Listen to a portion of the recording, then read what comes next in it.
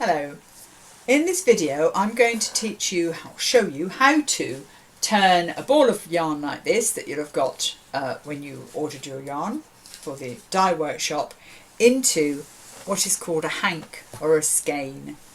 When it's turned like that, it's usually called a skein, and it undoes into what are called hanks, which is a big loop of yarn.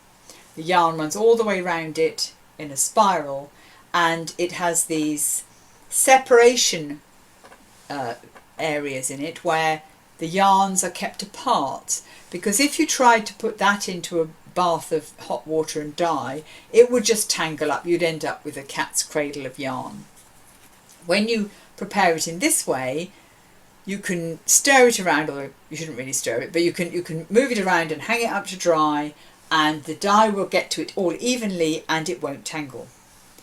So to make this hank, because you're going to be doing it at home, I thought I'd show you how to do it on an upturned chair or a stool. This is just a little stool I've put on top of another stool so you can see what I'm doing.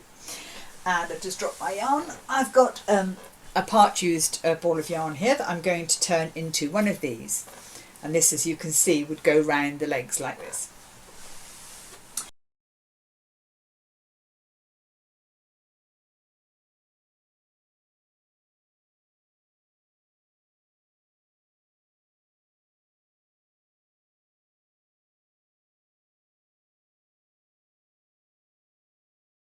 So I'm going to start by tying the end of the yarn onto one of the stretchers here under the chair, but you could tie anyway. Just don't tie it so you can't undo it again. Tie it in a sort of knot you can undo, because you're going to use that to undo, to tie the ends of the skein together. And then we're going to wrap it round these legs. Now the stool legs splay out slightly towards the top, so I want to work quite close to the end of the leg. So I'm going to work just in that cutout here and wind my yarn round. It goes around the outside of the legs, and I'm going to wind it around about 20 times. Now I've put this on a swivel stool so I can turn it, but you could just wrap it round. So that's 2 circuits, that's 3, that's 4. I'm coming back to the knot every time. 5, 6, 7, 8, 9, 10, 11, 12, 13, 14. I'm going to run out. I haven't got quite enough there to make my 20, but you should have enough. I've been doing a few practice runs. And you should get about 5 of these hanks out of a 50-gram ball, which is one of these. So I'm going to, now, if I turn it so you can see it, there's the knot that I had originally in here. I'm going to undo that knot because I just did a slip knot on it. And I'll turn it around so you can see. Now I've got my 2 ends here, the beginning and the end. And what I want to do is to cross them and then put one underneath and one over the top. So it secures the ends and also wraps around all the yarn. You don't want this too tight, so and you want it to stay secure, which I've just done a bad knot because I'm trying to do it at a different angle. So just a knot that will hold them together but doesn't pull all the yarns together in a tight loop there, like that. Then they're reasonably loose. Now I have to put these in. This one that I showed you earlier has got these blue loops, and they're called leases, and what they do is they hold all the threads in the right order. So even if I tangle this all up, eventually I'll be able to put it back together into a loop, because the yarn, the white yarn is held by the blue threads together. So I'm going to put leases onto this one, which means I need some bits of waste yarn. I've not prepared mine, of course, but you need about 10 centimetres. So I'm going to cut 3 pieces off from my waste yarn. 1, 2, 3. So I've got 3 pieces about 10 centimetres each. And I'm going to tie this lease, one on each section of the skein, the hank, that doesn't have the knot on it. So we'll say the knot's on this side. So I'm going to put my first lease over here. Now these are all the threads I've got. So I need to divide them about in half. And then I put my blue lease yarn underneath, bring it round the first lot and then cross it, and then bring over the second lot. So it's a figure of 8. So it comes underneath. I'll do it again for you.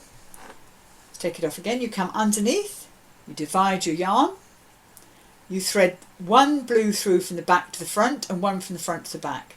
So it's round the bottom section. Then you take it over the top section and you tie it. Now don't do it too tight.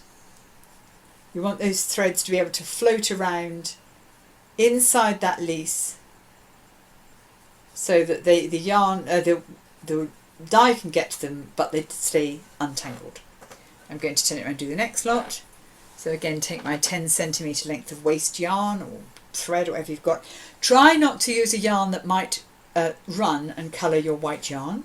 So ideally a piece of self-coloured white yarn would be best. But if you can't find that, then a pale colour. So this has already divided itself for some reason. So halfway through, take the blue through, the end to the front from the back and to the back from the front. Tie it in a figure of 8 and make a little knot at the top. Again, making sure you're not pinching those yarns together too much. And the last one we'll do over here. Again, it seems to have divided itself for me, which is really helpful. You could probably do that first. Put your blue yarn underneath, put the one from the back through to the front and the one from the front through to the back. Bring them to the top. Oops, sorry, I've dropped it there. I'll start again. Underneath, from the front, sorry, the back to the front, front to the back, and then bring them together at the top. So you've got a nice figure of 8 in there. Close them off with a knot. And now those ends are all secured. They're not going to go anywhere. And you can now take your hank off the chair or the stool, whatever you put it on. That's why I say don't do it too tight when you wind it. You want to be able to ease it up. So if you've got, like I have on this, sort of bobbles at the end of the legs, just be very careful that you ease it up and get one off. And then once you've got one off, you'll be able to get the others off. I've possibly done it too tight. Being here, that's it. It's coming up. That's it. And make a note of which chair you used, because you can put it back on there when you've dyed it, hopefully, or a slightly smaller chair. You might need a slightly smaller chair, and then you can unwind it, or you can get a friend to stand there if you're in halls or something and hold it like this whilst you unwind it. You have to snip the little leases here, but that's after it's all dyed and you've done all your washing and everything. You could probably do it yourself, just putting it over 2 or 3 actually, and just use it if you haven't got anyone to hold it for you. But that's all later. At the moment, it's about having prepared it like this with the leases in for your dyeing workshop. Now, if you take the ends and you turn your hands in opposite direction, and then you can pop, you get little holes at the end where your hands are, put one through the other, and it stores it really nicely as a little hank like this. And you should get 5 of these out of a 50-gram ball, approximately, by winding it about 20 times around a stool this size. And then you put these somewhere safe and you keep them there until 2 days before your dyeing workshop, which is on the 26th of March. And then you put them all, you unwind them, not totally unwind them, but just take them out like this. And you put them in a bowl of washing up liquid and water. So a little bit of washing up liquid, hand hot water, mix it all together, put your skeins in it and let them really soak, and it'll wash any dressing off that's on the yarn that will stop it dyeing.